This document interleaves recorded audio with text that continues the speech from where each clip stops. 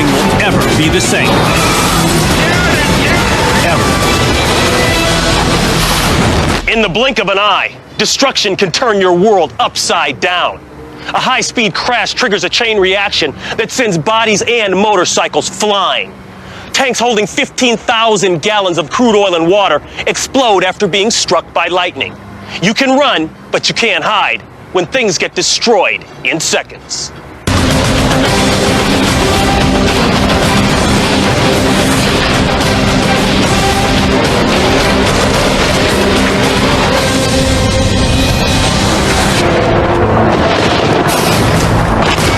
May 14th, 2009. Rain and hail pound La Mesa, Texas. Lightning strikes a saltwater disposal plant, setting 2 storage tanks on fire. These fiberglass containers hold a highly combustible mix of crude oil and water. If the tanks get too hot and pressure builds, they can explode like bombs. Firefighters mount a 2-pronged attack. They spray water on the tank exteriors to keep them cool, and they apply fire-retardant foam directly on the flames, hoping to extinguish them. Both efforts fail.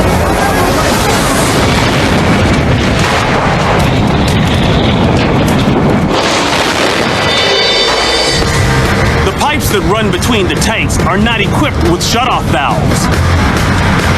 This allows burning oil to travel from the flaming tank to a second tank, igniting it on fire. A pressure valve blows off, allowing an intense burst of flame to escape. A firefighter drops his hose and runs. Then, the 25-foot-tall tank explodes. It rockets into the sky and lands 75 yards away. Other firefighters scramble to escape the billowing fireball. Moments later, a second tank explodes.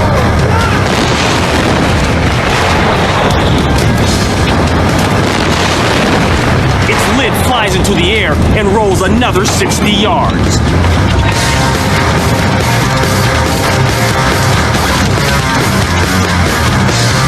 This is how the tanks are supposed to react, with their lids blowing off under high pressure.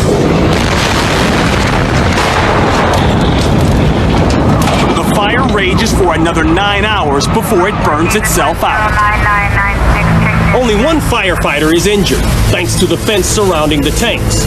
It acts as a net, stopping pieces of flying metal from hitting the fire crews. Damages are estimated at $750,000, not including cleanup costs.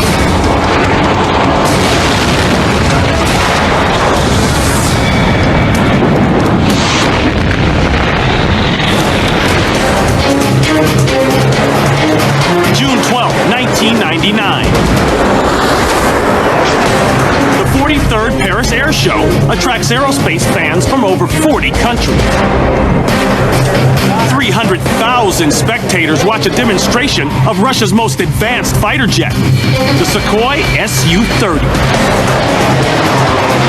With a maximum speed of 1,320 miles per hour, the strike fighter is designed for both air and ground attack missions. The Russian pilot performs a descending spiral known as a flat corkscrew.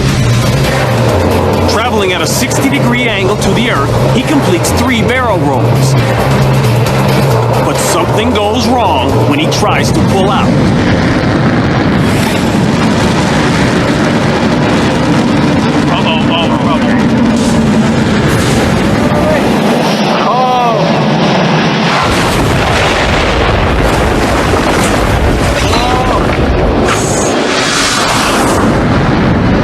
Normally, this trick calls for pulling out of the dive after 2 rotations. But the pilot decides to add a 3rd rotation, leaving insufficient room to pull up the plane. The The Sukhoi tail nozzle scrapes the ground, rupturing the fuel lines and causing the engines to instantly catch fire. At a height of 200 feet, the pilot and co-pilot eject. The $34 million Sukhoi Su-30 crashes to the ground.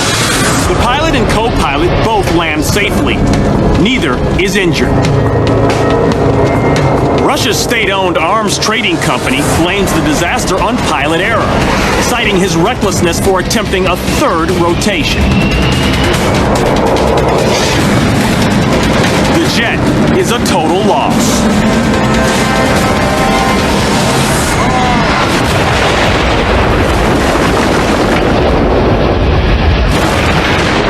And they're off and we're away.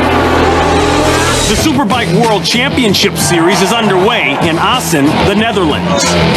A superbike is a street motorcycle that has been modified into a high-performance racing bike. They can reach speeds over 180 miles per hour on the asphalt track.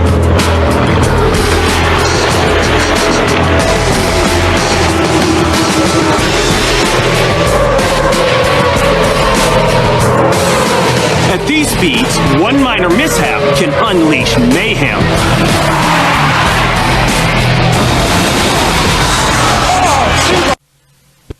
Assen, the Netherlands. Racers from around the world compete in the Superbike World Championship. These finely tuned motorcycles can cost upwards of $8,000 and weigh about 400 pounds.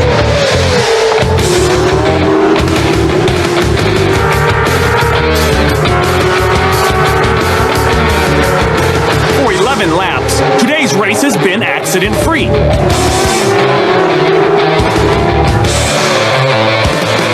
But without warning, the track suddenly erupts into chaos.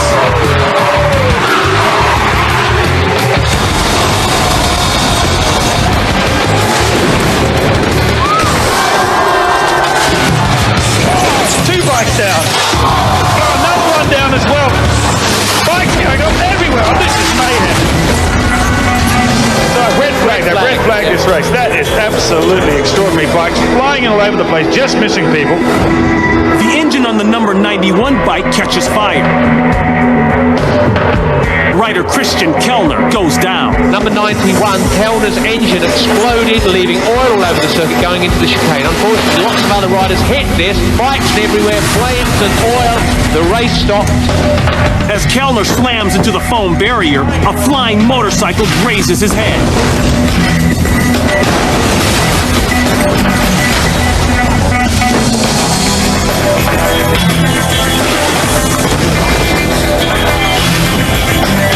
Oil from the wrecked bike pours onto the track, setting off a devastating chain reaction.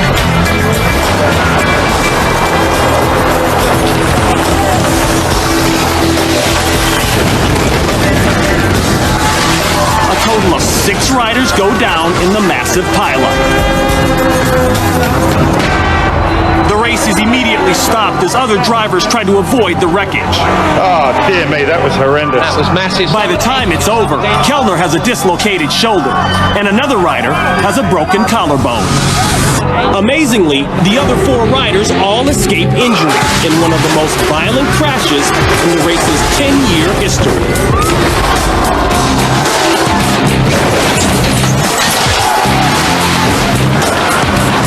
Bikes going up everywhere. Oh, this is mayhem.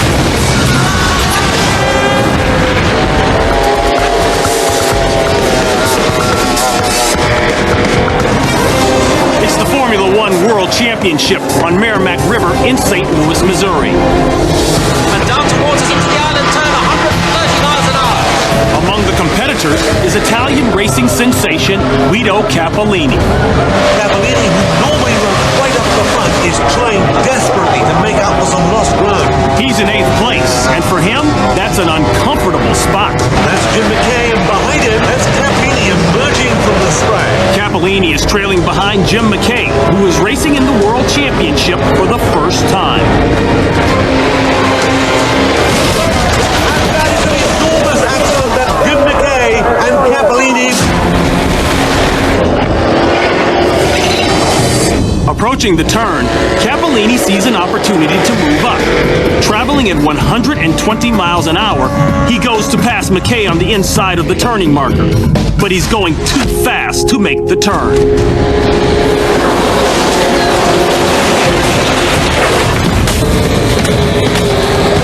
Boat fragments litter the water, but the two racers are nowhere to be seen.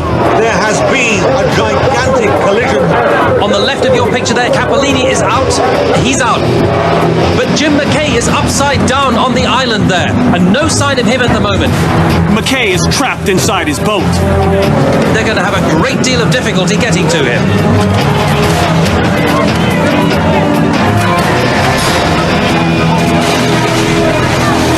The rescue crew desperately fighting to get this boat over. He's underwater for nearly a minute before he's rescued. Thankfully, McKay is uninjured, as is Cappellini. This is the third boat this year that Guido Cappellini has wrecked, and he'll be a very, very disappointed man here. McKay is protected by the F1's enclosed safety pod. Without it, the sharp point of Cappellini's sponson could have delivered a fatal blow. After surviving a potentially deadly collision, And that is an enormous accident. and a near drowning, McKay's first championship race becomes his last. Jim McKay, a very, very lucky driver indeed. Phoenix, Arizona. A three-alarm fire rages through a motel near downtown. Flames quickly spread across the roof, engulfing most of the building within minutes. Two firefighters attack the fire at its point of origin, the corner room on the second floor. Neither is aware that flames have eaten away vital roof support structures.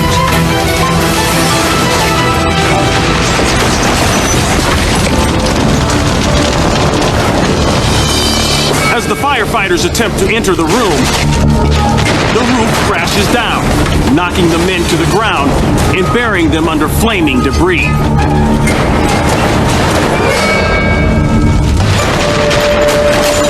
No one is close enough to come to their immediate aid.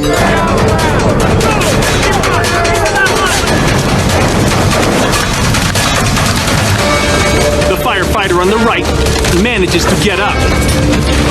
He struggles to push a burning section of the roof off his partner. Moments later, a second yellow helmet emerges. Both men are immediately rushed to the hospital. It takes firefighters an hour using fire-retardant foam to bring the fire under control. Damages reach $1.3 million.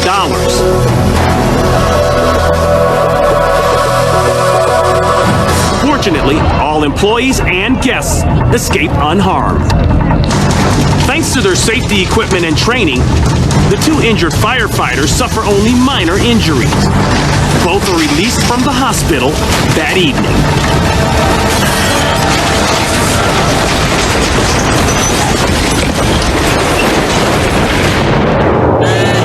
A violent windstorm rips through Monterrey, Mexico. Gusts up to 75 miles per hour ravage this city of just over 1 million people, smashing out windows and forcing people to flee flying glass. Desperate homeowners scramble to keep their houses intact. The incessant winds fan the flames of countless fires, pushing rescue crews to the limit. A previously contained forest fire reignites and doubles in size.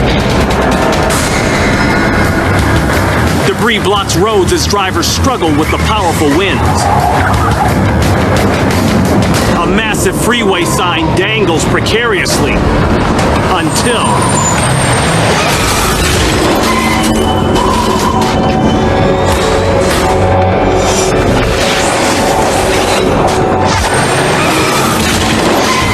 the bus can't avoid the 6-ton metal sign.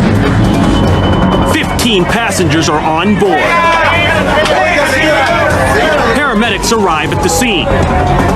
6 passengers suffer injuries, none life-threatening. The windstorm lasts for more than 7 hours and leaves 2 people dead. 122 vehicles are damaged, and an estimated 450,000 lose power. A strong cold front blowing in off the Gulf of Mexico is responsible for the massively destructive storm. Damages across the city are in the millions.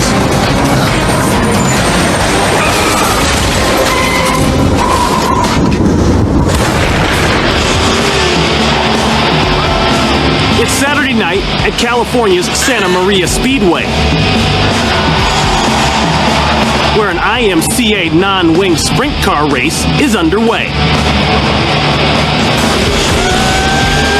These 850 horsepower machines do not have fenders or bumpers, which makes crashing from hitting an opponent's tire a constant risk.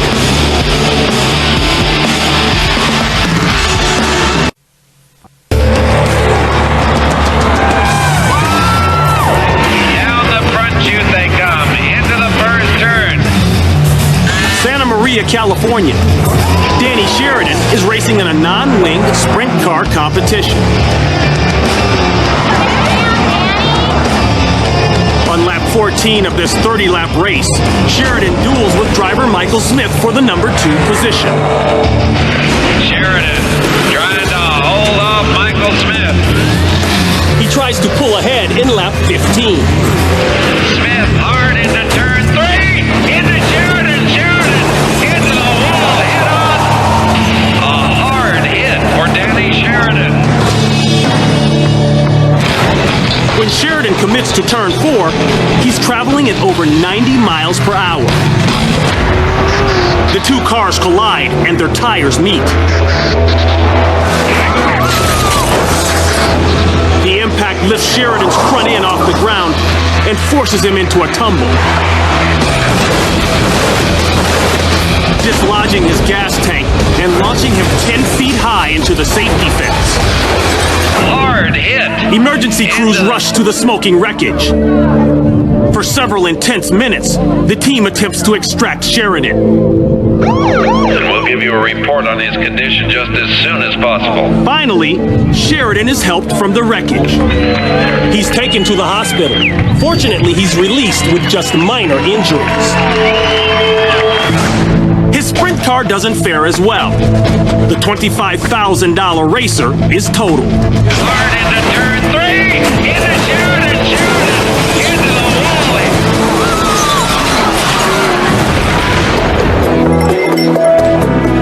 It's a quiet Sunday afternoon in Hutchinson, Kansas. A clerk in the Dollar General store is on duty when a 67-year-old customer walks in. The woman strolls the aisles, unaware that her leisurely shopping trip is about to turn to chaos.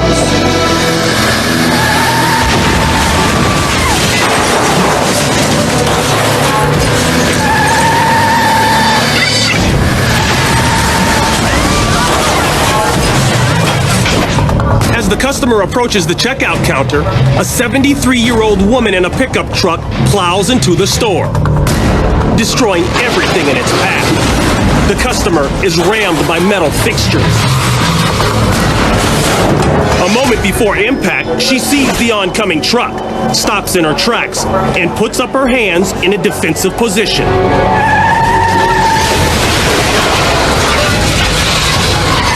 She's left sitting in the middle of smashed shelving and fallen items. She tries to get up, holding on to the metal fixtures for support. The clerk calls 911, then attends to the customer who's injured and unable to stand. Finally, the police arrive. They take the driver to the back of the store and administer a field sobriety test, which she passes. Meanwhile, EMTs stabilize the customer. They strap her to a backboard and take her to the hospital. She's only slightly injured and makes a full recovery. The driver of the truck is uninjured. She claims the vehicle malfunctioned and accelerated on its own as she was parking.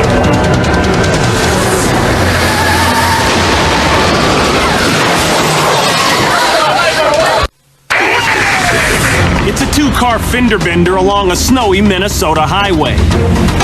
This is a common sight here during winter, when roads become covered with ice.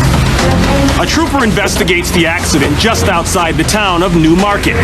Snow has been falling most of the day, and it's 19 degrees Fahrenheit. Since the highway is slick, the trooper tries to keep his distance from oncoming traffic. When suddenly,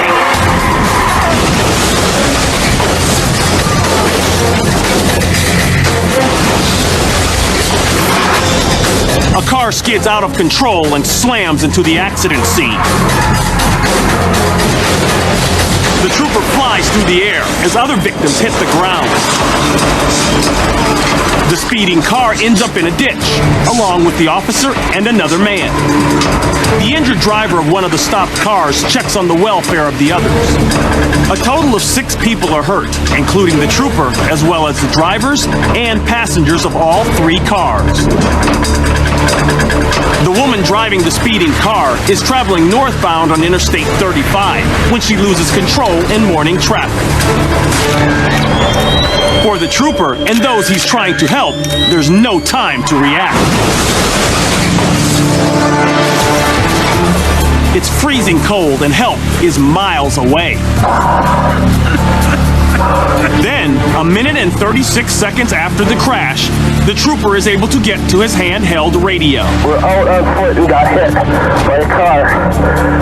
I need 35 pretty much shut down. His dispatcher assures him that help is en route. Everyone has your way, so it's freeway shut down. DOT en route. As the injured trooper lies in the ditch, he enlists the help of a good Samaritan. This key right here is my trunk. Open it up as a first aid kit in that. Bring that down so we can try and put something on their head. Finally, ambulances and other officers arrive on scene. 6 people, including the trooper, are taken to the hospital, but none of the injuries are life-threatening. As for the woman who skid off the road, she's charged with careless driving.